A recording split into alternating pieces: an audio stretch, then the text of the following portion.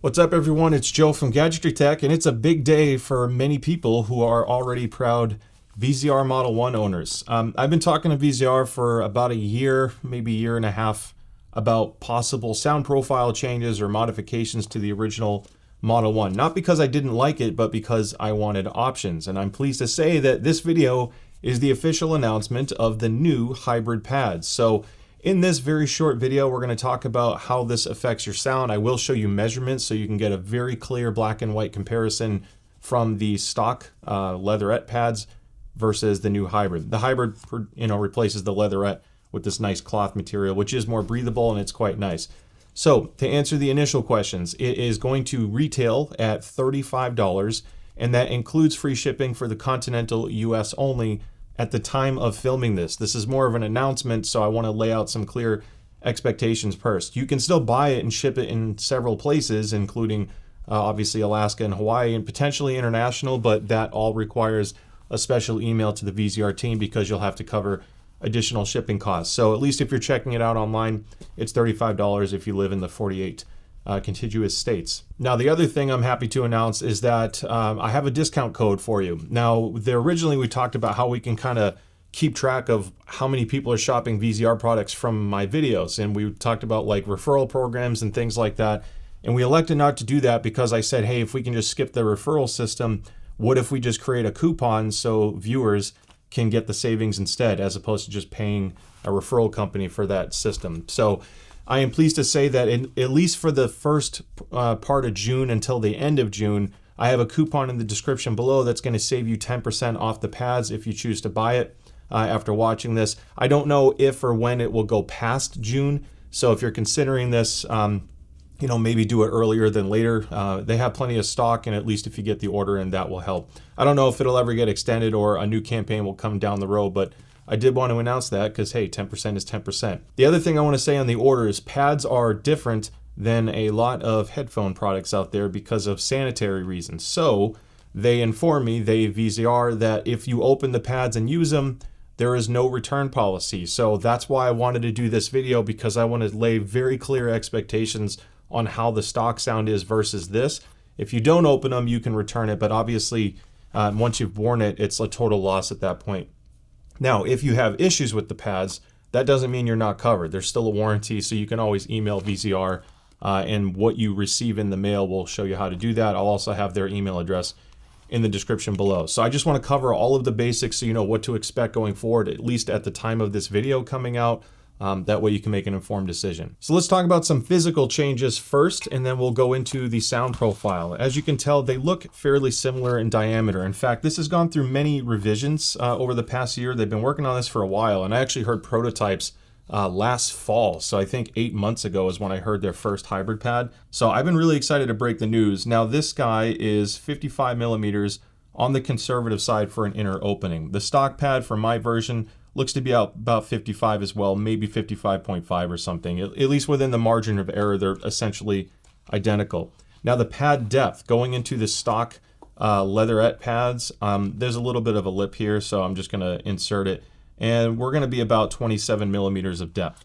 Now, if you look at the hybrid pad, and I do the same thing, we're looking at about 30 millimeters of depth. The original prototypes were just a little bit thinner, and I think they didn't want to roll off too much bass, because anytime you switch from a leatherette pad or leather pad to something that's a more breathable fabric, the biggest byproduct you're going to get is a big reduction in bass, or depending on other qualities of the pad, a reduction in bass. So why would you get this? Well, some people like the Model 1, but they want a reduction in bass, and maybe EQ isn't an option. Or the main reason why I was really excited about this is I didn't need as much noise isolation as this.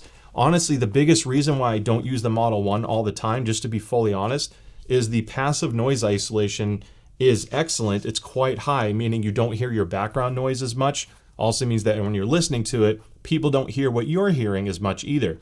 I didn't need that in my case. My office isn't too loud, but I do have 2 younger kids, so the noise isolation of this could be a bit much at times, and as a result, I feel like I'm disconnected from my house. So this reduces the passive noise isolation, which again is a pro or a con depending on how you look at it, but it is also much more breathable. So if you have a hotter climate, or you just play for extended periods of time or listen to music for extended periods of time, This will still get a little bit warm. It's not like anything on your head is never going to get warm, but because this fabric is much more breathable, you're not going to have as much of a temperature spike, and you won't have that sweaty feeling when you remove it either. Now, they also played around with a lot of different foams and memory foams until they got the sound quality and the comfort they like. I know the owners wear glasses, and that was a big thing for them. So I'm pleased to say that glasses comfort is still excellent, whether you have the stock pad or not. The other thing I want to point out is when you put these on, this is a fairly unique thing, and I'll tie this into the sound here next. They factor in a little bit of pad compression and a break-in period to positively impact the sound. When you first buy a new Model 1, whether it's with the additional pad or the stock pad, they have advised to kind of push this in a little bit, not to like create extra pressure, but to shape the pad to better contour towards your face. The memory foam is designed as like a slowly release long-term molding effect. So a Model 1 6 months of ownership versus brand new will have a slightly different pad shape. By doing this, you do lift the upper mid-range a little bit. It helps bring vocals more forward. So keep that in mind if you get a new pad and it sounds darker. Give it a couple presses, you'll hear a big difference, and then over time, it should kind of fall into place more as opposed to getting too shouty 6 months from now because it's dark. So I just want to throw that out too. So if you take a look at my website, Squiglink, which I do have a link in the description below so you can browse this yourself and compare measurements, we're going to scroll all the way down to where we see the VZR Model 1. Now this is a 2024 variant, that's why I have so many here. I wanted to make sure I showed the frequency response of the Model 1. I do have the original Model 1 measurement that I had from a couple years ago. It's only a left channel, but it does measure a bit differently. They made some refinements over time, but I do want to explain why they did this. So this null that you see is obviously it's intentional. It sucks out a little bit of the bass in that region, just about, let's say 170 hertz, 180 hertz. The reason why they did this is because of something called HRTF, which is the transfer function of audio from the headset or headphone, depending if your mic's connected, into your head. Now they know that this particular headset has a resonance frequency in that range that will amplify that bass when you're wearing it. So your skull will actually fill in that null a little bit. So this null was intentional. The older one, because it didn't have that, when you wore it, it actually increased the bass a little bit beyond what they were targeting. That's why there's a new version, which has been out for over a year now, that created that little bit of a dip. So on the bottom of my website, if you click the plus sign here, you're going to see hybrid. So I'm going to add the plus sign, and I'm going to reduce or remove the original headset. So by switching to the hybrid pad, you can see a big reduction in sub bass, as much as like 5 to 7 decibels, depending on what frequency. So it's quite substantial. Now, at the same time, it lifts the 3000 hertz a little bit. Now, a lot of people that are familiar with measurements in my database, let's be honest, this is not the most ideal measurement for how my rig hears the sound. If you look at reviews, people are generally really happy with the Model 1. I've always been happy with it as well, but I do prefer a little bit of EQ to better suit the Model 1's other performance to my taste from a sound signature perspective. And this handles EQ extremely well, so nothing's changed here. The only thing that if I had to nitpick about the Model 1 sound signature is this hump at the 320 hertz. You know, if I go on inspect mode and I bring it to this peak, you're at, I don't like how it covers it, but basically let's just say 310 hertz, 315. So if you were to do any kind of an EQ, the only thing I would consider trying, let's just do 315. I want to show you how this works. 315 hertz.